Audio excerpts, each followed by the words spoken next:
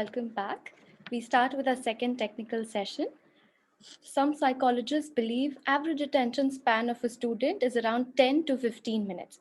So it becomes necessary for a teacher to innovate his or her teaching methodologies to keep the students interested in the class.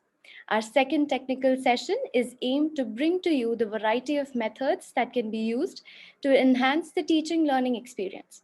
Our guest speaker for the session is Dr. Rajalakshmi Ma'am, Assistant Professor, Tamil Nadu Teachers Education University. We welcome you, ma'am. I now call on Dr. Soni, Faculty Department of Biochemistry, to introduce our esteemed speaker. Principles, pedagogy, and strategies for classroom management vary from teacher to teacher. However different, all teaching methodology is deeply rooted in traditional styles. Teachers adapt their teaching methods based on educational philosophy, classroom demographics, subject areas. Regardless of a preferred teaching method, the most important thing to do as a new or experienced teacher is to read our classroom and tailor our teaching style to our students and the ways they best learn. In this pandemic, the education system, mainly the teaching methodologies, has changed drastically to achieve positive learning experience. I take privilege in introducing Dr. R. Rajalakshmi Ma'am to throw light on teaching methodologies. Ma'am is currently working as Assistant Professor in Teachers Education University, Chennai, Tamil Nadu. She holds PhD and NET degree in education. Her specializations are education technology, pedagogy of biological science, environmental education, and value education. She has total 18 years of teaching experience. Ma'am is presently guiding 4 PhD students, MPhil and MED students. She has, to her credit, 6 books published, 10 chapters in books, and 22 papers. Ma'am is also awarded as Distinguished Women in Humanities and Social Sciences by Center for Advanced Research and Design for the year 2020 by Venus International Foundation, Chennai. Very happy, ma'am, to welcome you. Hand over the session to you, ma'am. Okay, I'm Dr. Rajalakshmi, Assistant Professor from Department of Value Education, Tamil Nadu Teachers Education University, Chennai. This is our university, Tamil Nadu Teachers Education University. That is, we are giving teacher education.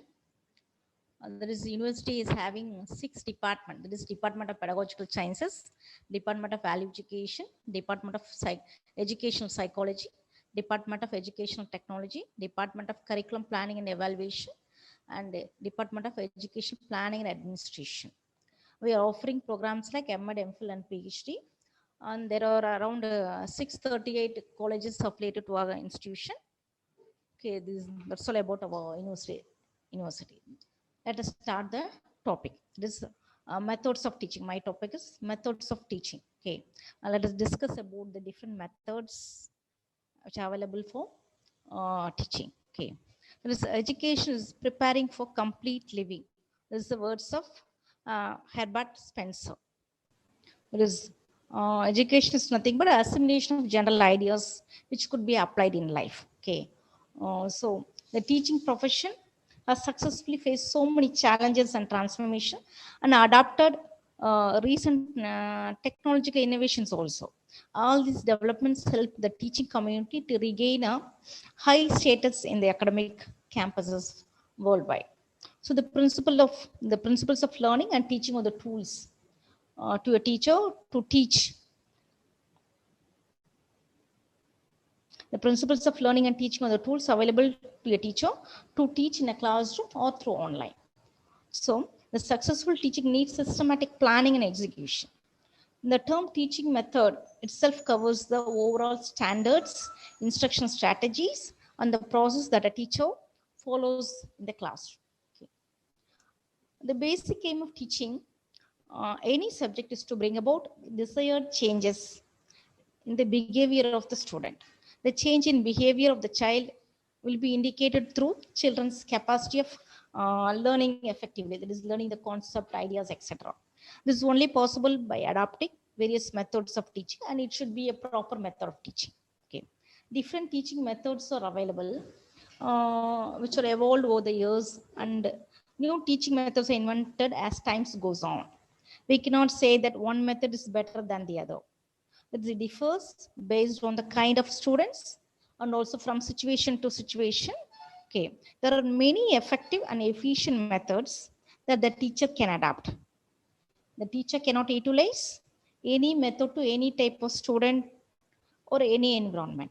Okay, so he or she has to choose a particular uh, right method of teaching to present his content in the classroom. There is that particular method means it should be suitable to the student, and also it should be suitable to the curriculum. Now we see the principles for selecting a proper method of teaching. There are some guiding principles for determining the teaching methods. There is principle of sense of achievement through interest and purpose. That is achievement through interest and purpose. According to the interest and purpose, we can select a particular teaching method. And then principle of active cooperation. Active cooperation. Next is the principle of capability of students of particular class. Okay, capability of that is the teaching method which we are going to adapt should help the students to increase their capacity or capability, etc. Then the principle of realization of that is the student should realize the meaning of education, the proper meaning of education. There are some guiding principles for determining the teaching methods or selecting methods. That is principle of sense of achievement through interest and purpose. Then principle of active participation. Then the principle of capability of the students of particular class. Then the principle of realization. Realization means realizing the proper meaning of education. The meaning of education is nothing but to bring up or to nourish or to drawing out the best. Okay. So the particular method should help to realize the student about education. What is education? Next, the psychological principle. That is, we should adopt a proper psychological principle. That is, it should fit to the need and interest of the students. And the next principle is principle of individual difference. The proper method, the method which we adopt should be proper. It should fulfill the needs of each and every individual. So it should fulfill the individual differences also.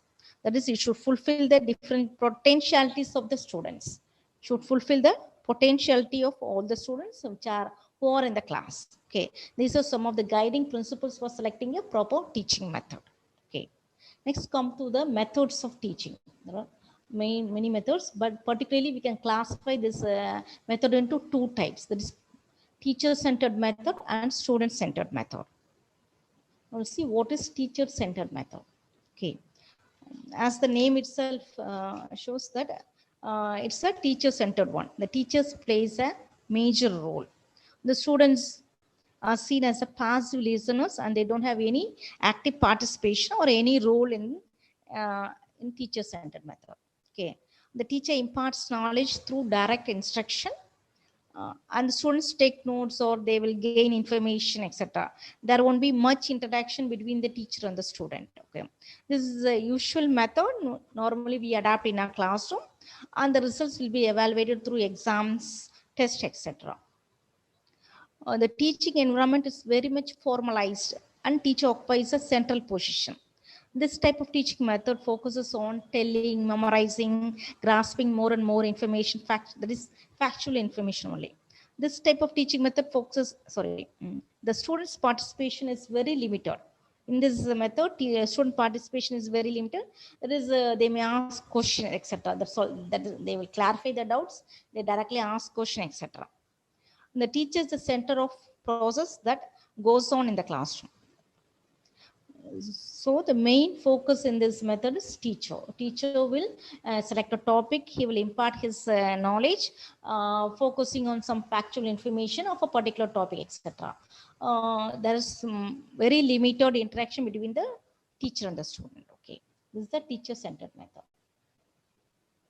Next one is student-centered method. Okay, this process emphasizes on need, requirement, interest, and capability of the students. And the students are the active participants wherein their skills and abilities will be developed. That is, more options there for the development of the students. The climate in the classroom, and that is what is the role of the teacher here?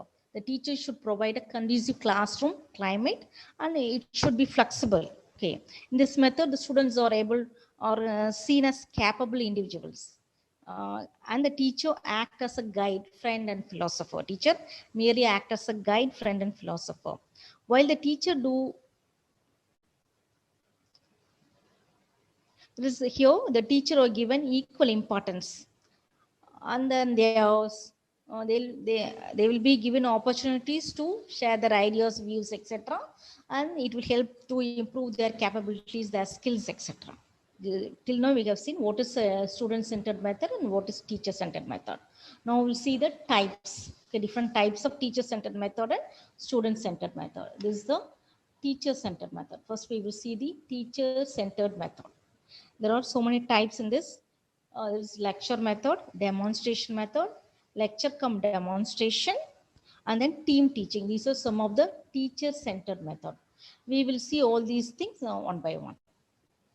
Next, student-centered method. There are so many methods available for students. That is heuristic method, laboratory method, project method, experiential learning, inductive method, problem solving, cooperative learning, concept mapping, seminar, assignment, discussion, and scientific method. These are some of the student-centered methods. Let us discuss each and every method one by one. First, we will see the teacher-centered method. The first one is the lecture method. We know that always we are using this lecture method in our classroom. So lecture is nothing but a oral presentation. This is oral presentation of information by the instructor. It is a method of relaying factual information, which includes some principles, concepts, ideas, and only theoretical knowledge about a given or particular topic. That is factually informations about a particular topic. That is we are giving only theoretical knowledge about a particular topic. In this method, teacher will tells, explains, describes, relates information, etc. to the student. What is the role of the student? He will sit and listen everything. He will try to understand the factual information. So here the teacher is very active and doing all talking and explaining, etc. What is the role of student here? Students are very inactive, just they will listen. Sometimes they may ask question, etc. So here lack of involvement of student. That is very limited involvement is there for the student. That is they can ask discussion. Sorry, they will participate in discussion or they will ask few questions, etc. So very limited involvement of the student is there. The lecture method of instruction is recommended for trainees with a very limited, that is very little knowledge and or limited background knowledge. That is for a particular topic, we need only little information or little background knowledge is okay for a particular topic. In that time, we can use this lecture method. There is one definition by James Michaeli. There is a lecture is a pedagogical method whereby the teacher formally delivers a carefully planned expository address on some particular topic. This lecture is a pedagogical method where a teacher delivers a carefully planned information about a particular topic or a problem. This was a definition given by James Michaeli. For a proper, that is for a good lecture method, that is for an effective lecture method, we can use some discussion or we can ask the students questions or we may motivate the students to ask some questions, etc. It has its own merits and demerits. We know the merits and demerits, so we will skip these merits and demerits. Next demonstration. Next method is demonstration method. First we saw the lecture method. Lecture method is only giving factual information about a particular topic to the student. It's a teacher-centered method. Next one is the demonstration method. Demonstration method. This method lays emphasis on demonstration of experiments for teaching a particular topic. That is usually we will follow this in science. The teacher performs all kinds of experiments in the classroom or in the laboratory. It is the teacher performs experiments and explains the use of the apparatus, chemicals, procedures, etc. This method although a mostly teacher-centered one, it encourages students' participation also. That is, in conducting experiments, the students may help in doing the experiments. They may ask questions, they may write the procedures, they may write the inferences, and they will draw diagrams, etc. Many unfamiliar things become a familiar one, and many abstract things become concrete when the students see with their own eyes. So there's possibility to see the or visible the experiment or specimens, etc. And then they may see the apparatus. They will handle the apparatus also. They will see the chemicals. They will see the procedure of doing that experiment, etc. Since the students are motivated to see new experiments, they will observe attentively and learn everything critically. Okay, so as though it's a teacher-centered one, there is some participation of the students is there. So demonstration to be proves to be one of the best method in explaining new concepts and anecdotes. But the demonstration to be well planned and rehearsed by the teacher before execution. It has its own merits and demerits. We can say the merit is it's a psychological method. Means it fulfills the needs of the children. That is, we can use this method when we want to use a sensitive apparatus or how dangerous experiments, etc. It's an economical one and also saves time. Say. Although it's not a child-centered one, the students are kept engaged in various activities like observing, taking notes, answering the questions, etc. And then they can also draw diagrams, observe the inferences, etc. These are some of the merits of this method, demonstration method. This method also has its own demerits. That is, it's not based on learning by doing. Okay, it's not a child-centered one. There is no scope for individual differences. There is some obstacle in progress. That is, the students are unable to gain their laboratory skills or any other skills. Okay. It's also not based on scientific attitude. It is students are. That is, the teacher is unable to inculcate some needed scientific attitude among the students. So these are some of the demerits of this demonstration method. Next one is the lecture cum demonstration method. Okay. Demonstration can very easily act as complementary to the lecture methods. This combines the merits of the lecture method and demonstration.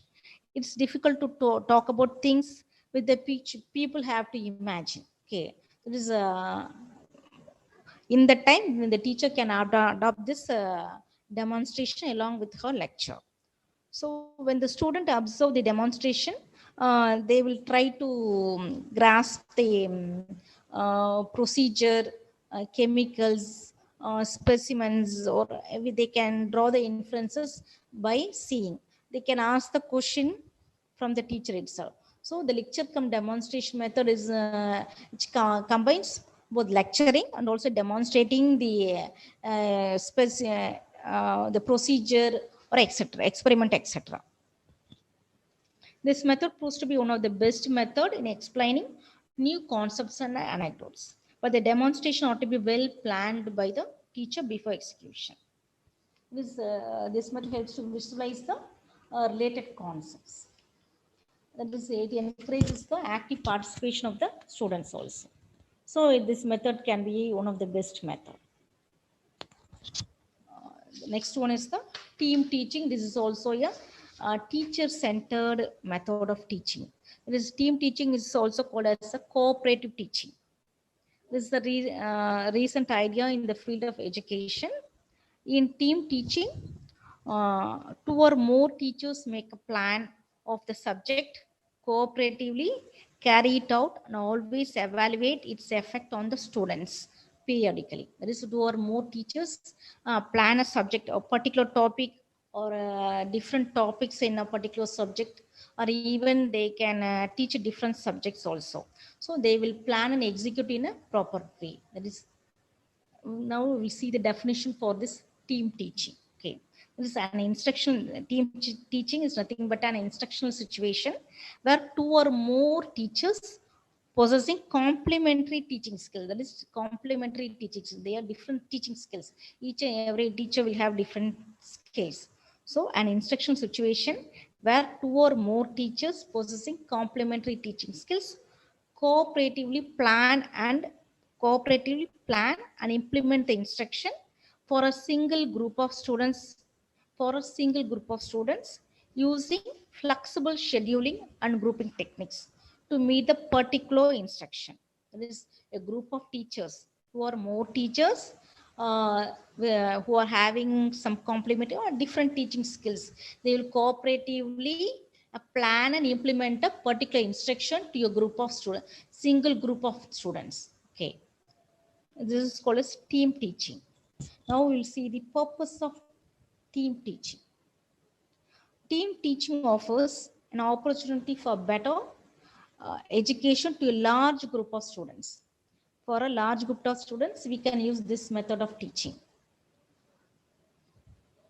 The goal of team teaching is the improvement of teaching through a better utilization of a group of teachers. That is, the goal of team teaching is the improvement of teachers through a better utilization of group of teachers. It utilizes teachers' specialized expertise, interest, instruction skill, time, and energy. It utilizes the teacher's specialized expertise, interest, and also instructional skill, time, and energy. It ensures preparation of lessons, materials, and other aids to create motivation among the students. Try to create better learning situation among the students. Try to create better learning situations in the classroom. Okay. The team concept itself increases the possibility of variety of instruction based on the pooled talent of teachers. Okay, variety of instruction will be given by the pooled talent of teachers. Different teachers will be with the different skills. So a pooled talent of teachers will be expressed in this team teaching method. The team teaching involves much different combination of teachers and other staff personnel. For example, one team may consist of subject matter specialist, another team with the guidance and a counselor, or different subjects like physiology, anatomy, microbiology, biotechnology, or different subjects. Teachers may arrange a will select a topic and arrange a proper instruction. That is, team teaching can be done for a particular topic itself or a single topic. Different teachers may teach. Otherwise, for a different topic, different teachers will teach in a particular day, particular time, etc. Okay. This is team teaching. What are the objectives of team teaching? The teaching strategies have been designed to achieve certain objectives. Okay. So the team teaching has been evolved to realize some of the following objectives. That is, to make the best use of expertise of teachers under team teaching. That is, using the expertise of different teachers. And also it improves the quality of teaching. That is, the service of the teachers. These expert teachers are shared by a large number of groups. That is, when large number of students are there, we can use this method. And then it also developed the feeling of cooperation or group work in teaching learning situation. It also helps the students to satisfy the needs and difficulties relating to special content. So the objectives of team teaching, it also has its own advantages. It is flexible. We can utilize the competencies of different teachers. Okay, that's all about team teaching.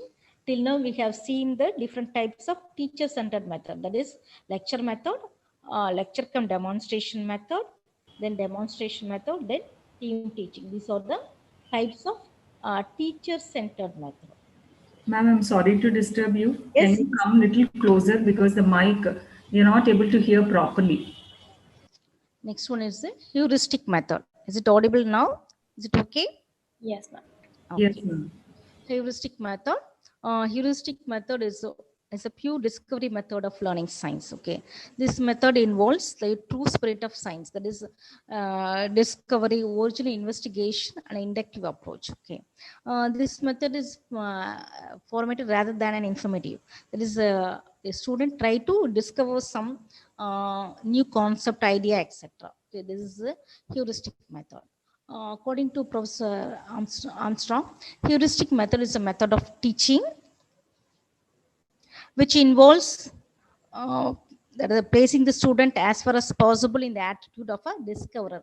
He's placing the student in the place of a discoverer. This student is going to, in this method, student is on his own try to discover a new concept, idea, etc. So he's placing the student in the student as a discoverer. Okay. So what is the meaning of the word heurisco? Heurisco means to find out or discover. So probably the name heuristic method is to discover something, to find out something. In this method, a problem is assigned to the class and each child is responsible for solving the problem. So he is free to move about and discuss the problem with his classmates and also with the teacher. Here the teacher acts as a consultant and guide. The pupil are expected to work and think for themselves. They learn how to tackle a problem and then gather relevant data on formulate tentative solutions and then derive a desired conclusion. There is here in this method, student able to learn how to solve a problem. So a student will select a particular problem and collect gather relevant data or information, and he will come to a tentative solution, and finally he will derive a conclusion from that. Okay, so he act as a discoverer and try to solve his problem. So this problem, this method is called as the heuristic method. He is discovering something. That is, he is discovering a solution. He is finding a solution to his problem by his own way. He can discuss with his classmates and his teacher not to gain information or collect data. He can clarify his doubt his teacher. So here teacher act as a guide and also as a consultant. This method also has its own advantages and disadvantages. This method is a people-centered one, and it involves learning by doing. That is, student will learn while doing. Okay, it develops a liking of self-activity and self-confidence among the people. There is a possibility of individual attention. Okay, it has its own limitations also. This method is costly. Yes, do you hear? Yes, ma'am. Why is this heuristic method costly, ma'am?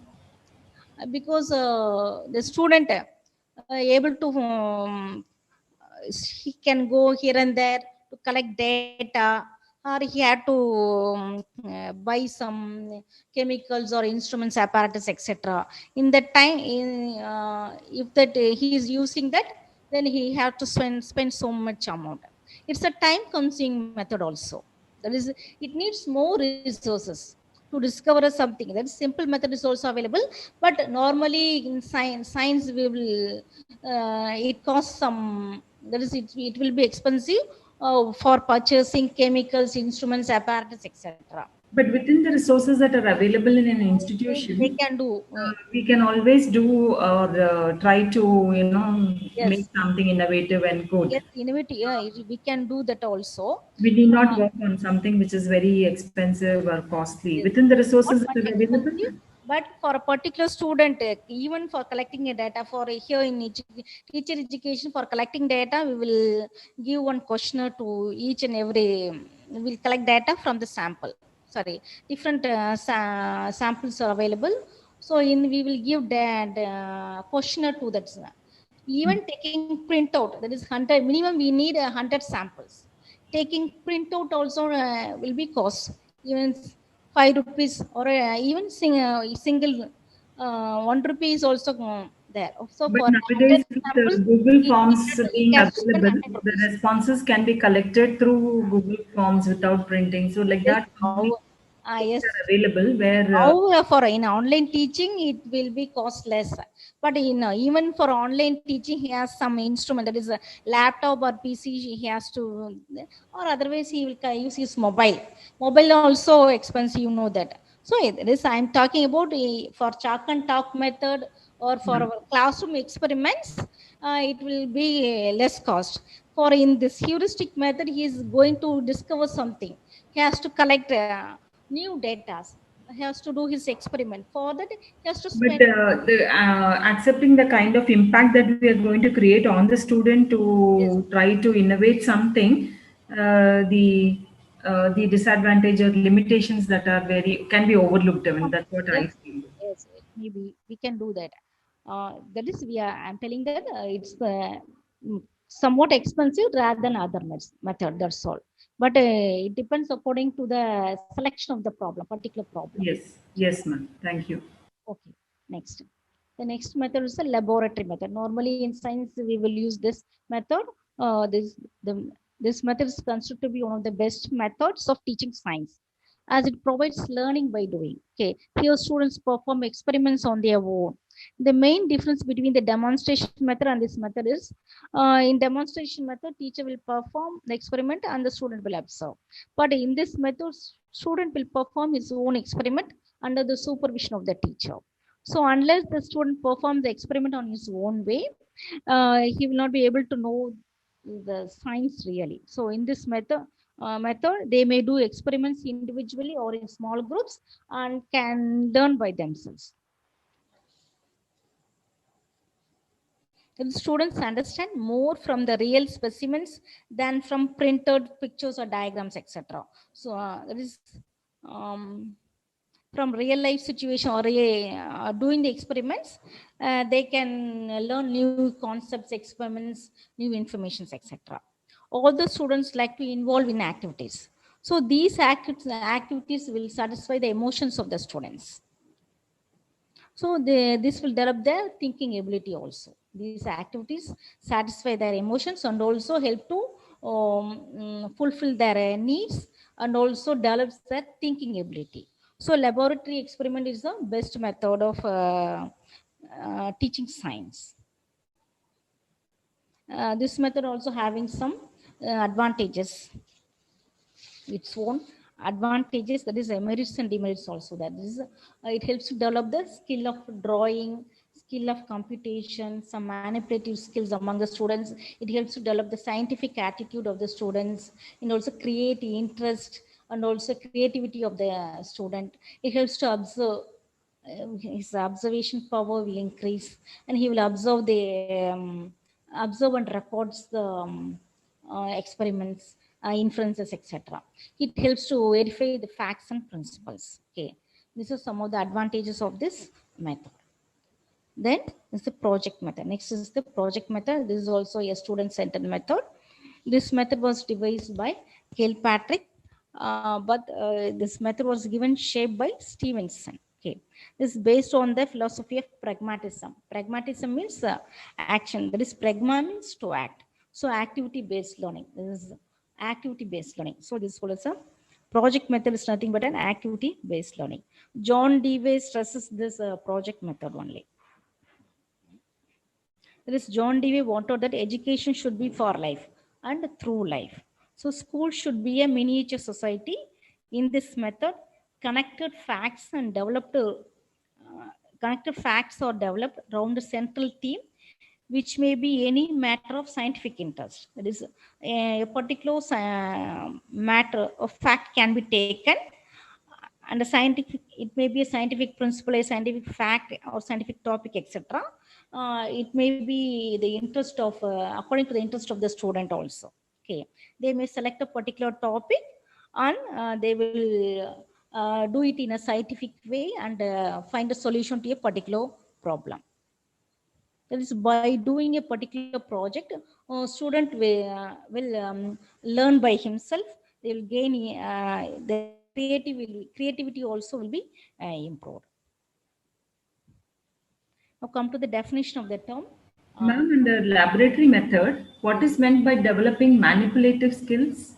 It is using the instruments. Using instruments. handling the instruments. Different instruments will be there in doing Okay. science. Yeah. So you using that instrument is handling, and using that instrument is called as the manipulative skills. Come to the definition of the term project method. The term project has been defined by a number of educationists in a different way. Kilpatrick, according to Kilpatrick, a project is a wholehearted, purposeful activity. Purposeful activity proceeding in a social environment. It is nothing but a purposeful activity proceeding in a particular way. Particular way. Okay. So it is called as a purposeful activity. Here, the experience gained will be fruitful one. Students learn better through association, cooperation, and activity. That is according to Ballard, a project is a bit of real life that has been imparted in a school. A bit of real life situation imparted in a school is a project. So the student will be learn better through association, cooperation, doing some activity. That is, he is learning by doing some activity. There is a project is a kind of life experiences which is the outcome of a desire of the students. A project is a kind of life experience which is the outcome of a desire of the student. Okay. Learning by living is the better meaning of this project method. Learning by living. That is, project is nothing but a bit of his life situation. He's doing his that is by his activity. He's learning his life itself. So, learning by living is the better meaning of this project method. Now we'll see the steps in the project method. That is, first step is providing a proper situation. Providing a proper situation. That is the first step in project method. Next is choosing the topic. First, providing a proper situation or a problem. We can say it as a problem also. Then choosing the topic. Choosing a topic, and then planning properly. Planning, and then executing it and evaluating. Next, recording. These are the steps in doing a project. That is, first providing a situation, then choose the topic, then plan it. That's planning. Next one is executing, and then evaluating, and then recording. These are the steps in doing a project. What is the role of teacher here? Here, the teacher acts as a guide friend. Okay. And also a working partner. He helps the student to complete his project. That is, he will help the student in how to do that project. Okay, the way, procedure, etc. The teacher should provide opportunities for the student to contribute their something in his project. So he should try to learn more along with the other students. So teacher should provide a proper situation for the student to complete his project. He should guide how to complete that project also. So that's all about the role of teacher. This method also has its own merits and demerits, and just we will skip it. Next one is experiential learning. Next method is known as experiential learning. It is also a student-centered method. Okay, a student-centered method. Here, learning is the modification of behavior through experiences. I know that meaning of the word education is modification of behavior. So the process has and the perfection in learning in an individual is achieved only through the active interaction between knowledge acquired by the individual and his experience. Okay, the perfection in learning of an individual occurs, will be achieved only through his active interaction with his environment. So there should be an active participation. Okay, so in his day-to-day life, by actively participating or by his daily experience, he is learning something. So from the daily experience, he is learning.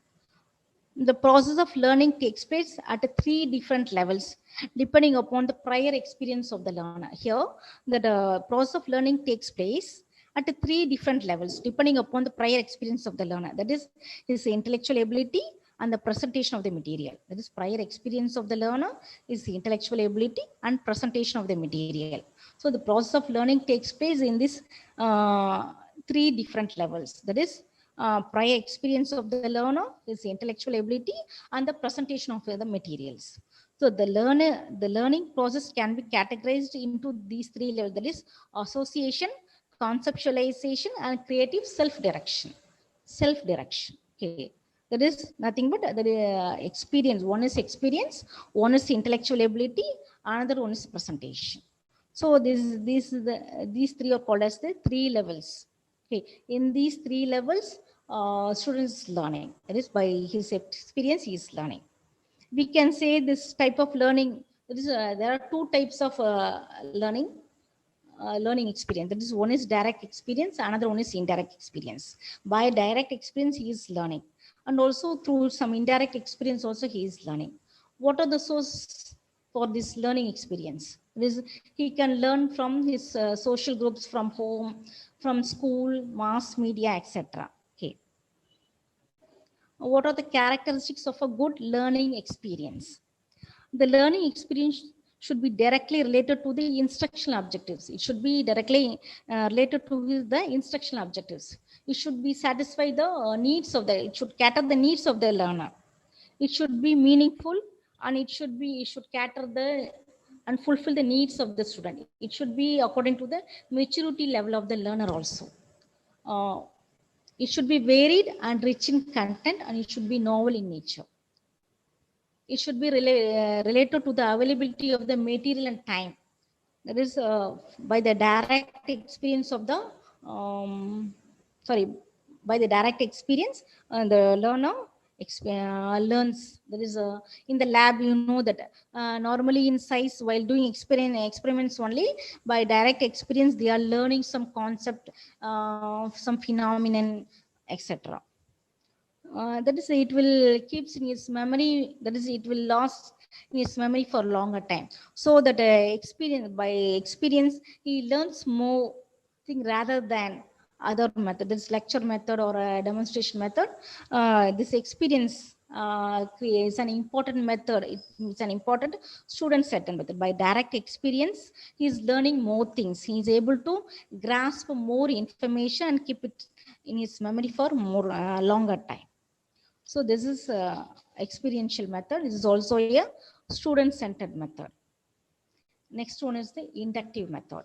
It's also method of arriving a formula or a rule by observing a sufficient number of particular instances. That is, the method proceeds from a particular thing to a general one. That is, from concrete one to abstract one. That is, from simple one to complex one. The method proceeds from a simpler one to complex. This is also called as a bottom-up approach. Why we are calling this as a bottom-up approach? This method, that is, it works from observation towards generalization and theories. That is, from observing towards generalization and leads to formulation of a theory. So we can say it as a bottom-up approach. Inductive reasons start from specific observations, then look for patterns, then regularities, formulate hypotheses, and then finally end up with developing some general theories. So we can call it as a bottom-up theory. Inductive reasoning can be applied in project. Yes, you can use it in project. So only we are call it as a student-centered method. Inductive reasoning is an open-ended one, and also exploratory one. It's an reasoning open-ended one, and also exploratory one. So students will explore new things, ideas, facts, etc. So they can proceed from simple one to complex matter. So this is called as an inductive method. It has its own merits and demerits. That is, it helps to develop the scientific attitude among the students. It helps to formulate hypotheses and also test them, and they can get experience in collecting data and also doing some experiments and also interpreting them. Collecting data and interpreting them. By doing that, they will gain some experiences and learn new things. It also encourages the students' active participation. Okay, it leads to meaningful learning. It improves his self-confidence level. But we cannot use it. That is, it has its own demerits. We cannot use for all the topics. Okay, needs some practice. It also a time consuming process. This is an inductive method. So it's nothing but a method of arriving at a formula or rule by observing a sufficient number of particular instances. This method proceeds from a simple concept to a complex one. Okay, that's all about inductive method. Next one is the problem solving method. It's also like a project method. There is it's a method in which a specific problem is given to the student, and then they are required to find a solution in a particular way. It is in a scientific way. For all these methods, students should use a scientific way. Scientific way means that is identifying a problem and then collecting information, interpreting the analyzing the data, and come to a conclusion, interpreting the result. This is the scientific method of doing a project or solving a problem. So in all this project method, in problem solving method, students should use this scientific method. So his scientific attitude will develop. That is, he's solving his problem in a scientific. He's seeing his problem in a scientific way. So it helps his to improve his scientific temper and scientific attitude. But the student should know what he's doing and why he's doing. This method is well fitted to the present curriculum.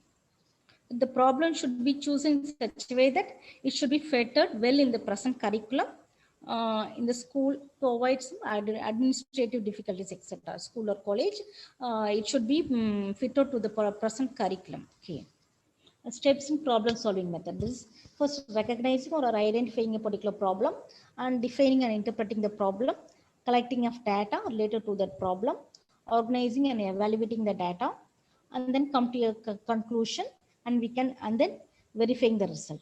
This is the steps in doing a that is in solving a problem. Okay.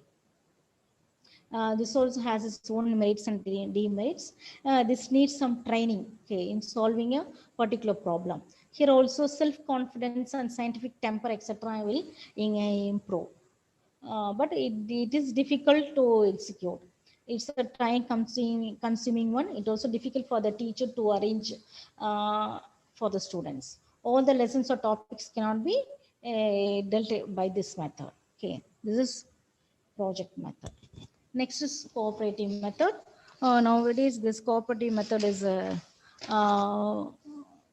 it's normally this that is in school education. Here they are using this cooperative method only. Okay.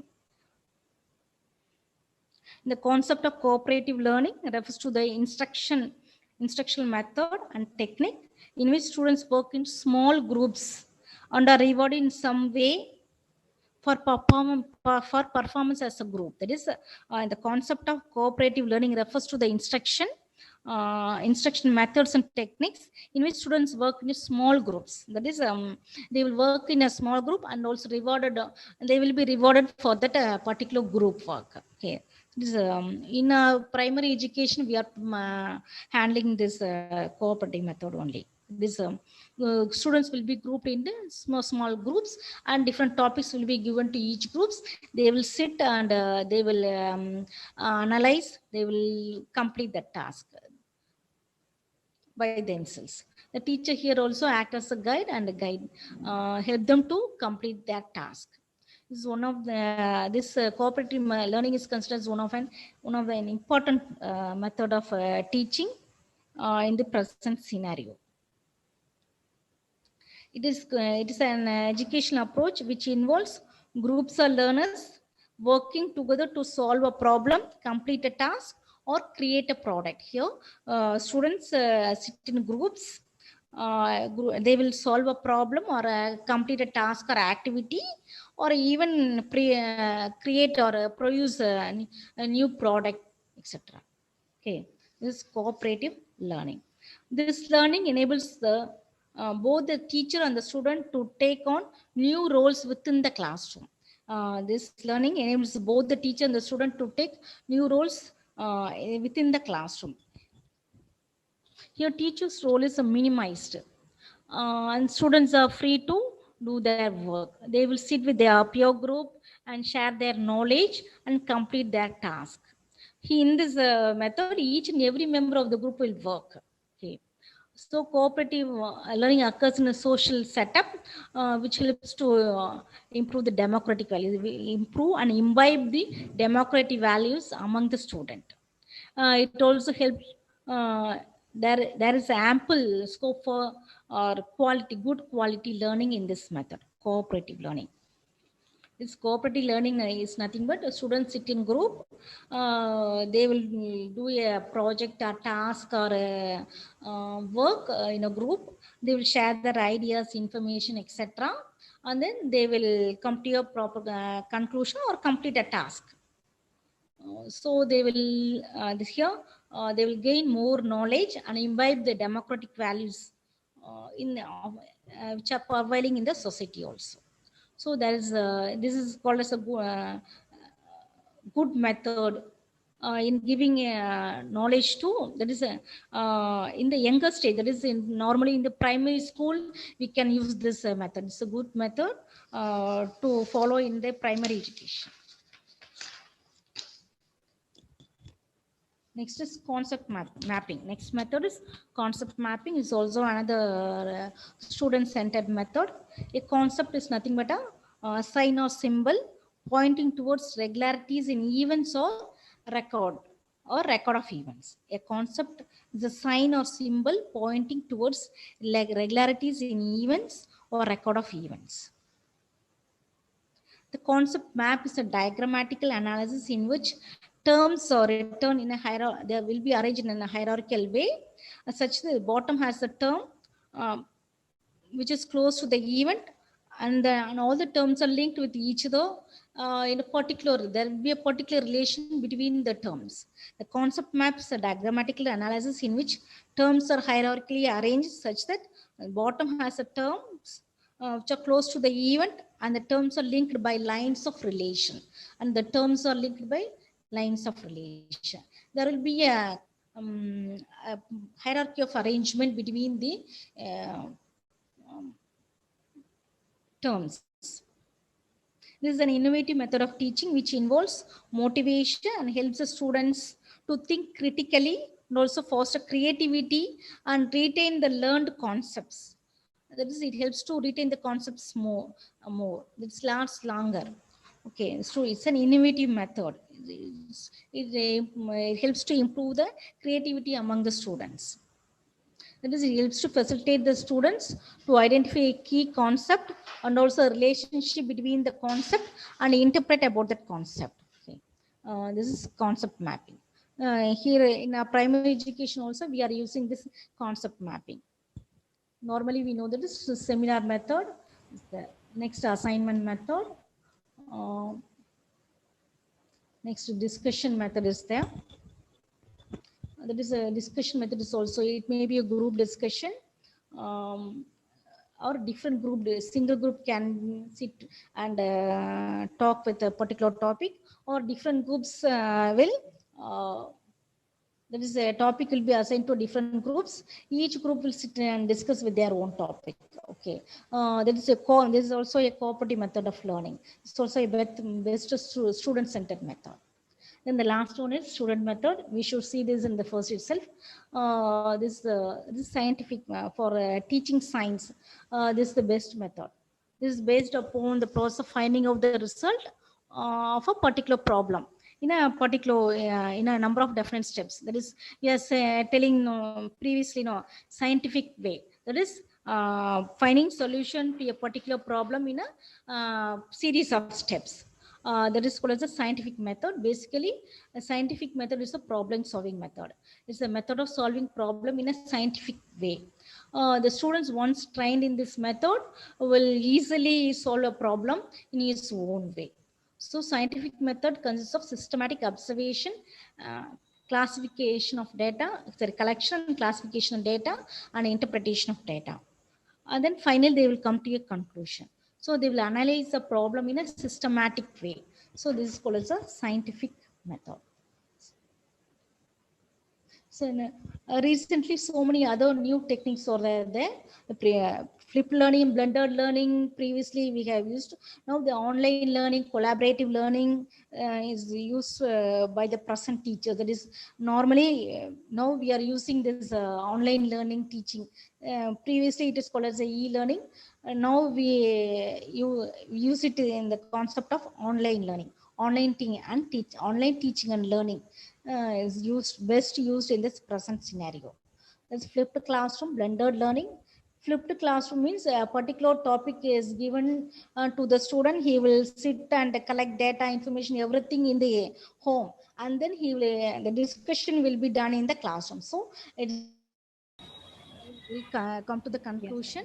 A teacher has got freedom to choose any method of teaching according to his knowledge, interest, and experience. Till now, we have seen the teacher-centered method and student-centered method. So many methods is there. We cannot say this one is best, that one is best. This is very low, that is very low. That each method has its own merits and demerits. The teacher can adopt a particular method according to his topic.